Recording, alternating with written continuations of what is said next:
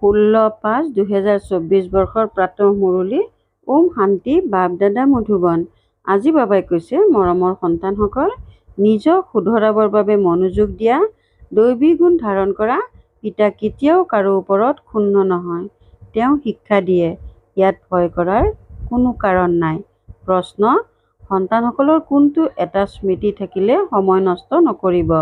উত্তৰ: এয়া সংগমৰ সময়। বহুত উচ্চ লটাৰী প্ৰাপ্ত হৈছে। পিতাই আমাক হীৰাতুল্য দেৱতা কৰি গঢ়ি আছে। এইটো স্মৃতি থাকিলে কেতিয়াও সময় নষ্ট নকৰিব। এই জ্ঞান হৈছে উপাৰ্জনৰ উৎস। সেয়েহে পঢ়া যাতে কেতিয়াও ক্ষতি নকৰা। মায়াই দেহ অভিমানত আনিবলৈ চেষ্টা কৰিব, কিন্তু তোমালোকৰ যোগসূত্ৰ পোনপটীয়াকৈ পিতাৰ সৈতে থাকিলে সময় সফল হৈ যাব। ওম শান্তি। সন্তানসকলেতো এইটো গম পোৱা যে এইজন হৈছে পিতা। ইয়াত ভয় কৰাৰ কোনো কথাই নাই। এওঁ কোনো সাধু মহাত্মা নহয় যিয়ে কিবা অভিশাপ দিব বা ক্ৰোধ কৰিব। এই গুৰুসকলৰো বহুত ক্ৰোধ থাকে। সেয়েহে তেওঁলোকক মনুষ্যই ভয় কৰে। অভিশাপ যাতে নিদিয়ে। ইয়াততো এনেকুৱা কোনো কথা নাই। সন্তানসকলে কেতিয়াও ভয় খাব নালাগে। পিতাক সেইজনেহে ভয় কৰে যি নিজেই চঞ্চল। সেই লৌকিক পিতাইতো ক্ৰোধো কৰে। ইয়াততো পিতাই কেতিয়াও ক্ৰোধ আদি নকৰে। বুজায়, যদি পিতাক স্মৰণ নকৰা তেন্তে বিকৰ্ম বিনাশ নহ'ব। নিজৰে জন্ম জন্মান্তৰৰ বাবে লোকচান কৰিবা। পিতাইতো বুজনি দিয়ে যাতে আগলৈ শুধৰণি হৈ যায়। বাকী এনেকুৱা নহয় যে পিতাই ক্ৰোধ কৰে। পিতাইতো বুজাই থাকে। সন্তানসকল, নিজক শুধৰাবৰ বাবে স্মৃতিৰ যাত্ৰাৰ প্ৰতি মনোযোগ দিয়া। লগতে চক্ৰ বুদ্ধিত ৰাখা। দৈৱী গুণ ধাৰণ কৰা। স্মৃতি হৈছে মুখ্য। বাকী সৃষ্টিচক্ৰৰ জ্ঞানটো অতি সৰল। সেয়া হৈছে উপাৰ্জনৰ উৎস। কিন্তু তাৰ লগতে দৈৱী গুণো ধাৰণ কৰিব লাগে। এই সময়ত হৈছে একেবাৰে আসুৰী গুণ। সৰু ল'ৰা ছোৱালীৰো আসুৰী গুণ থাকে। কিন্তু সিহঁতক একেবাৰে মাৰিব নালাগে, নহ'লে আৰু বেছিকৈহে শিকিব। তাত সত্য যুগততো শিকিবলগীয়া নহয়। ইয়াতো পিতৃ মাতৃৰ পৰা সন্তানে সকলো শিকে। বাবাই গৰীবসকলৰ কথা কয়, চহকীৰ বাবে যেন ইয়াতেই স্বৰ্গ। তেওঁলোকক জ্ঞানৰ প্ৰয়োজন নহয়। এয়াতো হৈছে পঢ়া। শিক্ষক লাগে যিয়ে শিকাব, শুধৰাব। সেয়েহে পিতাই গৰীবৰ কথা কয়। এতিয়া কেনেকুৱা অৱস্থা, কেনেকৈ সন্তান নষ্ট হৈ যায়। মাক পিতাক সকলোৱে চাই থাকে, আকৌ শিশুকালতে সকলো নষ্ট হৈ যায়। এই আত্মিক পিতাই কয়, মই গৰীবৰ ত্ৰাণকৰ্তা। বুজাওঁ, চোৱা, এইখন সৃষ্টিত মনুষ্যৰ কি অৱস্থা হৈছে। তমোপ্ৰধান সৃষ্টি। তমোপ্ৰধানৰো এটা সীমা থাকে নহয়। 1250 বছৰতো কলিযুগৰ হ'ল। এদিনো কম বেছি নহয়। সৃষ্টি যেতিয়া পূৰা তমোপ্ৰধান হৈ গ'ল, তেতিয়া পিতা আহিবলগীয়া হ'ল। পিতাই কয়, মই ড্ৰামা অনুসৰি বান্ধ খাই আছোঁ। মই আহিবই লাগে। আৰম্ভণিত কিমান গৰীব আহিল, চহকীও আহিল। দুয়ো একেলগে বহিছিল। ডাঙৰ ডাঙৰ ঘৰৰ কন্যাসকল দৌৰি আহিল। একোৱে লৈ নাহিল। কিমান হুলস্থুল হ'ল। ড্ৰামাত যি হ'বলগীয়া আছিল সেয়া হৈ গ'ল। খেয়ালো নাছিল যে এনেকুৱা হ'ব। বাবাই নিজেই আচৰিত হৈছিল, কি হৈ আছে। এওঁলোকৰ বুৰঞ্জী আশ্চৰ্যজনক। এয়াও ড্ৰামাত নিৰ্ধাৰিত হৈ আছে। বাবাই সকলোকে কৈ দিলে যে চিঠি লিখুৱাই আনা। মই জ্ঞান অমৃত পান কৰিবলৈ যাওঁ। তেতিয়া তেওঁলোকৰ স্বামীসকল বিলাতৰ পৰা আহি গ'ল। তেওঁলোকে ক'লে, বিষ দিয়া। এওঁলোকে ক'লে, আমি অমৃত পান কৰিছোঁ, বিষ কেনেকৈ দিব পাৰোঁ। ইয়াৰ ওপৰত এওঁলোকৰ এটি গীতো আছে। ইয়াকে চৰিত্ৰ বুলিও কোৱা হয়। শাস্ত্ৰত আকৌ শ্ৰীকৃষ্ণৰ চৰিত্ৰ লিখি দিছে। শ্ৰীকৃষ্ণৰতো কথা হ'ব নোৱাৰে। এই সকলোবোৰ ড্ৰামাত নিৰ্ধাৰিত হৈ আছে। নাটকত এই সকলোবোৰ হয় হাঁহি ধেমালি আদি। এনেকৈতো দুয়োজন পিতাই কয় যে আমিতো একোৱে কৰা নাই, এয়াতো ড্ৰামাৰ খেল চলি আছে। সৰু সৰু ল'ৰা ছোৱালীবোৰ আহি গ'ল। এতিয়া তেওঁলোক কিমান ডাঙৰ হৈ গ'ল। সন্তানসকলৰ কিমান সুন্দৰ নাম বাৰ্তাবাহক কন্যাসকলে লৈ আনিলে। আকৌ সেইসকলৰ যিসকল আঁতৰি গ'ল তেওঁলোকৰ সেই নামটো এতিয়া নাই, আকৌ পুৰণা নাম আৰম্ভ হৈ গ'ল। সেইকাৰণে ব্ৰাহ্মণৰ মালা গঁথা নহয়। তোমালোকৰ ওচৰত একোৱেই নাই। প্ৰথমে মালা জপিছিলা, এতিয়া তোমালোক মালাৰ মণি হোৱা। তাত ভক্তি নাথাকে। এই জ্ঞান হৈছে বুজিবলৈ আৰু হয়ো ছেকেণ্ডৰ জ্ঞান। আকৌ তেওঁক কোৱা হয় যে জ্ঞানৰ সাগৰ। গোটেই সাগৰক চিয়াহী কৰি লোৱা আৰু জংঘলক কলম কৰি লোৱা, তেতিয়াও সম্পূৰ্ণ নহয়, আকৌ হয়ো ছেকেণ্ডৰ কথা। অ'ল ফক অৰ্থাৎ পিতাক জানি গৈছা, গতিকে বে-বাদশ্বাহী নিশ্চয় পোৱা উচিত। গতিকে সেইটো অৱস্থা গঢ়িবলৈ অৰ্থাৎ পতিতৰ পৰা পাৱন হ'বলৈ পৰিশ্ৰম কৰিবলগীয়া হয়। পিতাই কয়, নিজক আত্মা বুলি বুজি মোক নিজৰ বেহদৰ পিতাক স্মৰণ কৰা। ইয়াতেই পৰিশ্ৰম হয়।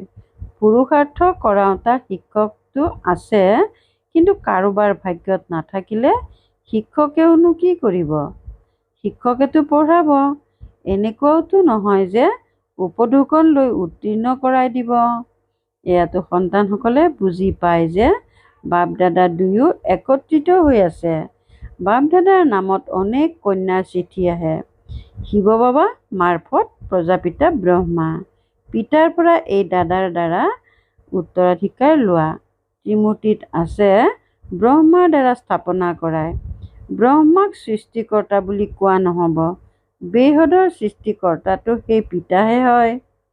প্ৰজাপিতা ব্ৰহ্মাও বেহদৰ হৈ গ'ল। প্ৰজাপিতা ব্ৰহ্মা আছে যেতিয়া বহুত প্ৰজা হৈ যাব। সকলোৱে কয় গ্ৰেট গ্ৰেট গ্ৰেণ্ডফাদাৰ। শিৱ বাবাক গ্ৰেট গ্ৰেট গ্ৰেণ্ডফাদাৰ বুলি নকয়। তেওঁতো সকলো আত্মাৰে পিতা হৈ গ'ল। আত্মাসকল সকলো ভাই ভাই, আকৌ ভাই ভনী হয়। বেহদৰ বংশবৃক্ষৰ মুখ্য প্ৰজাপিতা ব্ৰহ্মা হৈ গ'ল।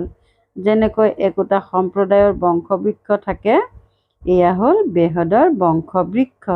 আদম আৰু বিবি। আদম আৰু ইভ কাক কয়? ব্ৰহ্মা সৰস্বতীক ক'ব। এতিয়া বংশবৃক্ষটো বহুত ডাঙৰ হৈ গ'ল। গোটেই বৃক্ষজোপা জৰ্জৰিত হৈ গৈছে। আকৌ নতুন লাগে। ইয়াক কোৱা হয় ভিন্ন ধৰ্মৰ বৃক্ষ। ভিন্ন চেহেৰা আছে, এটা আনটোৰ লগত নিমিলে। প্ৰত্যেকৰে কৰ্মকাণ্ডৰ ভূমিকা এজনৰ লগত আনজনৰ নিমিলে। এয়া অতি গূঢ় কথা। ঠেক বুদ্ধিসকলেতো বুজিব নোৱাৰে। বহুত কঠিন। মই আত্মা সূক্ষ্ম বিন্দু। পৰমপিতা পৰমাত্মাও সূক্ষ্ম বিন্দু। ইয়াত কাষতে আহি বহে। আত্মা কোনো সৰু ডাঙৰ নহয়। বাপ-দাদা দুয়োগৰাকীৰ একত্ৰিত ভূমিকা অতি বিস্ময়কৰ। বাবাই এয়া বহুত অনুভৱী ৰথ লৈছে। বাবাই স্বয়ং বুজায়, এওঁ ভাগ্যশালী ৰথ। এই ঘৰত অথবা ৰথত আত্মা বহি আছে। মই এনেহেন পিতাক ভাড়া লৈ নিজৰ ঘৰ বা ৰথ দিমনে কি ভাবা? সেইকাৰণে এওঁক ভাগ্যশালী ৰথ বুলি কোৱা হয়। য'ত পিতাই বহি তোমালোক সন্তানসকলক হীৰাতুল্য দেৱতা কৰি তোলে। আগতে জানো বুজিছিলা? একেবাৰে তুচ্ছ বুদ্ধিৰ আছিলা। এতিয়া তোমালোক সন্তানসকলে বুজি পোৱা, গতিকে ভালদৰে পুৰুষাৰ্থও কৰিব লাগে। সময় নষ্ট কৰিব নালাগে। স্কুলত সময় নষ্ট কৰিলে অনুত্তীৰ্ণ হৈ যাবা। পিতাই তোমালোকক বহুত ডাঙৰ লটাৰী দিয়ে। কোনোবাই ৰজাৰ ঘৰত জন্ম ল'লে তেন্তে সেয়া লটাৰী পাই নগ'ল জানো? কঙাল হ'লে জানো তেওঁক লটাৰী পোৱা বুলি ক'ব? এয়া হৈছে সকলোতকৈ উচ্চ লটাৰী। ইয়াত সময় নষ্ট কৰা উচিত নহয়। বাবাই জানে এয়া হৈছে মায়াৰ মুষ্টিযুদ্ধ। বাৰে বাৰে মায়াই দেহ অভিমানত লৈ আহে। তোমালোকৰ পিতাৰ লগত পোনপটীয়াকৈ যোগসূত্ৰ আছে। সন্মুখত বহি আছে নহয়, সেইকাৰণে ড্ৰামা অনুসৰি ইয়ালৈ পুনৰ জীৱিত হ'ব আহা। পিতাই কয়, মই তোমালোকক যি বুজাওঁ সেয়া ধাৰণ কৰিব লাগে। সেই জ্ঞানো তোমালোকে এতিয়াহে পোৱা। আকৌ প্ৰায় লোভ হৈ যায়। অনেক আত্মা শান্তিধামলৈ গুচি যায়। আকৌ আধা কল্পৰ পাছত ভক্তি মাৰ্গ আৰম্ভ হয়। আধা কল্পৰ পৰা তোমালোকে বেদ শাস্ত্ৰ আদি পঢ়িছা, ভক্তিও কৰি আহিছা। এতিয়া মুখ্য কথা বুজোৱা হৈছে যে তোমালোকে পিতাক স্মৰণ কৰা, তেতিয়া জন্ম জন্মান্তৰৰ বিকৰ্ম বিনাশ হ'ব। এই জ্ঞান হৈছে উপাৰ্জনৰ উৎস। ইয়াৰ দ্বাৰা তোমালোক পদ্মাপদম ভাগ্যশালী হৈ যোৱা, স্বৰ্গৰ মালিক হৈ যোৱা। তাত সকলো সুখত থাকে। পিতাই সোঁৱৰাই দিয়ে, তোমালোকক স্বৰ্গত কিমান অপাৰ সুখ দিছিলোঁ। তোমালোক বিশ্বৰ মালিক আছিলা, পুনৰ সকলো হেৰুৱাই পেলালা। তোমালোক ৰাৱণৰ গোলাম হৈ গ'লা। এয়া ৰাম আৰু ৰাৱণৰ কিমান বিস্ময়কৰ খেল। এয়া পুনৰ হ'ব, অনাদি পূৰ্ব নিৰ্ধাৰিত খেল। স্বৰ্গত তোমালোক সৰ্বদা স্বাস্থ্যৱান সম্পত্তিমান হৈ থাকা। ইয়াত মনুষ্যক স্বাস্থ্যৱান কৰি ৰাখিবলৈ কিমান খৰচ কৰে, সেয়াও এটা জন্মৰ বাবে। তোমালোকক আধা কল্পৰ বাবে স্বাস্থ্যৱান কৰি তুলিবলৈ কিমান খৰচ হয়? এক অনা পইচাও খৰচ নহয়। দেৱতাসকল সৰ্বদা স্বাস্থ্যৱান নহয় জানো? তোমালোক ইয়ালৈ আহিছাই সৰ্বদা স্বাস্থ্যৱান হ'বৰ কাৰণে। এজন পিতাৰ বাহিৰে সকলোকে সৰ্বদা স্বাস্থ্যৱান অন্য কোনেও কৰি তুলিব নোৱাৰে। তোমালোক এতিয়া সৰ্বগুণসম্পন্ন হৈ আছা। এতিয়া তোমালোক সংগমত আছা। পিতাই তোমালোকক নতুন সৃষ্টিৰ মালিক কৰি আছে। ড্ৰামা পৰিকল্পনা অনুসৰি যেতিয়ালৈকে ব্ৰাহ্মণ নহয় তেতিয়ালৈকে দেৱতা হ'ব নোৱাৰে। যেতিয়ালৈকে পুৰুষোত্তম সংগম যুগত পিতাৰ দ্বাৰা পুৰুষোত্তম হ'বলৈ নাহে তেতিয়ালৈকে দেৱতা হ'ব নোৱাৰে। বাৰু, আজি বাবাই ৰুহানী ড্ৰিলো অৰ্থাৎ আত্মিক জ্ঞান শিকালে, জ্ঞানো শুনালে, সন্তানসকলক সাৱধানো কৰিলে। গাফিলতি নকৰিবা, ওলট পালট কথাও নকবা, শান্তিত থাকা আৰু পিতাক স্মৰণ কৰা। ভাল বাৰু, অতি মৰমৰ কল্পৰ পাছত পুনৰাই মিলিত হোৱা সন্তানসকলৰ প্ৰতি মাতা পিতা বাপ দাদাৰ স্নেহপূৰ্ণ স্মৰণ আৰু সুপ্ৰভাত। আত্মিক পিতাৰ আত্মিক সন্তানসকলক নমস্কাৰ। ধাৰণাৰ বাবে মুখ্য সাৰ ১ নম্বৰ, বিকৰ্ম বিনাশ কৰি নিজক শুধৰাবলৈ স্মৃতিৰ যাত্ৰাৰ প্ৰতি পূৰা মনোযোগ দিব লাগে। দৈবিক গুণ ধাৰণ কৰিব লাগে। ২ নম্বৰ, দেৱতা হ'বলৈ সংগম যুগত পুৰুষোত্তম হোৱাৰ পুৰুষাৰ্থ কৰিব লাগে। গাফিলতি কৰি নিজৰ সময় নষ্ট কৰিব নালাগে। বৰদান, জ্ঞানৰূপী শ্ৰেষ্ঠ সম্পদ মহাদানী হৈ দান কৰোঁতা মাষ্টাৰ জ্ঞান সাগৰ হোৱা। জ্ঞানৰূপী শ্ৰেষ্ঠ সম্পদ মহাদানী হৈ দান কৰোঁতা মাষ্টাৰ জ্ঞান সাগৰ হোৱা।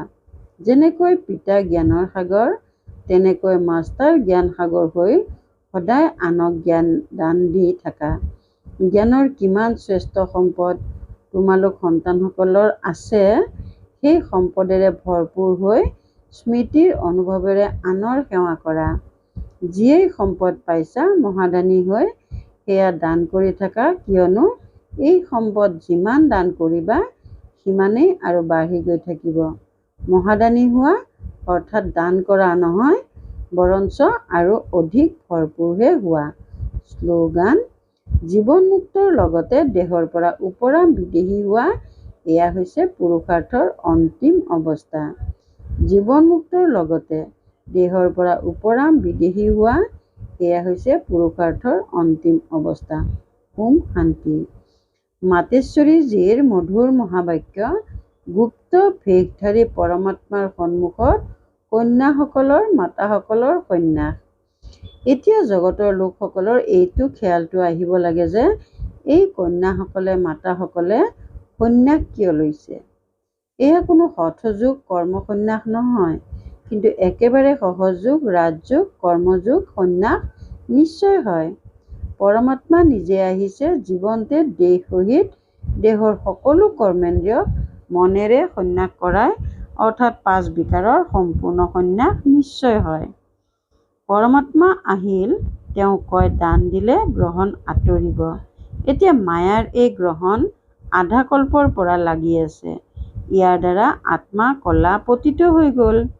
সেই আত্মাক পুনৰাই পবিত্ৰ কৰি তুলিব লাগে। চোৱা, দেৱতাসকলৰ আত্মা কিমান পবিত্ৰ আৰু চমৎকাৰী।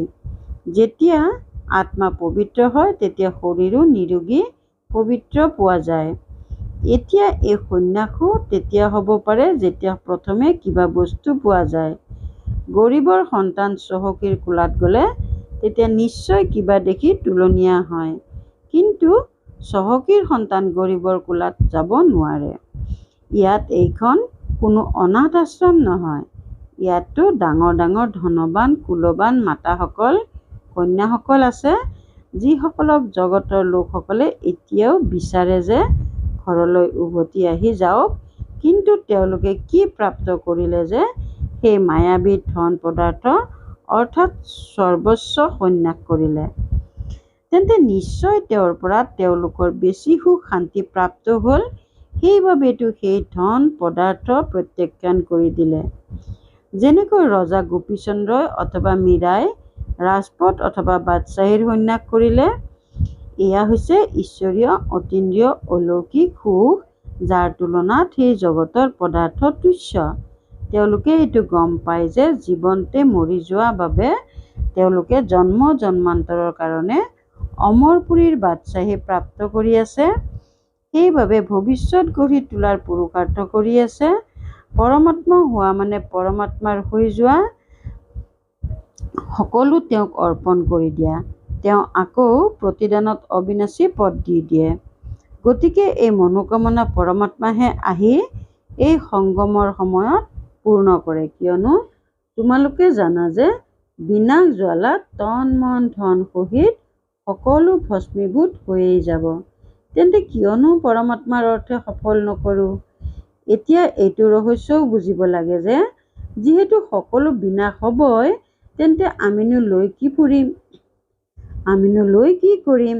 আমি কোনো সন্ন্যাসীৰ নিচিনাকৈ মণ্ডলেশ্বৰৰ নিচিনাকৈ ইয়াত মহল সাজি বহিব নালাগে। কিন্তু ঈশ্বৰৰ অৰ্থে বীজ সিঁচিলে তেতিয়া ভৱিষ্যতে জন্ম জন্মান্তৰে তেওঁৰ হৈ যোৱা যায়। এইটো হৈছে গুপ্ত ৰহস্য। প্ৰভুতো দাতা হয়, একৰ বিপৰীতে এশো পোৱা যায়, কিন্তু এই জ্ঞানত প্ৰথমে সহ্য কৰিবলগীয়া হয়।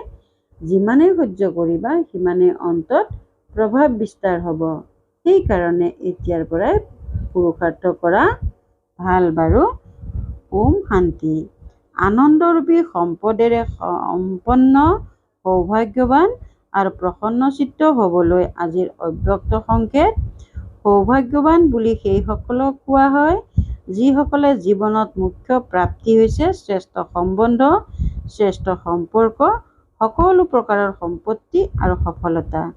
এই পাঁচটা প্ৰাপ্তি তোমালোক সন্তানসকলৰ হয়। তোমালোকৰ অবিনাশী পিতাৰ সৈতে সম্বন্ধ আৰু সম্পৰ্ক আছে। সৰ্ব সম্বন্ধৰ স্নেহো এজনৰ পৰা প্ৰাপ্ত হয় আৰু অবিনাশী সম্পত্তিৰে ভৰপূৰ হোৱা সফলতা তোমালোকৰ জন্মসিদ্ধ অধিকাৰ। সেয়েহে এইটো সৌভাগ্যৰ আনন্দত থাকা। ওম শান্তি।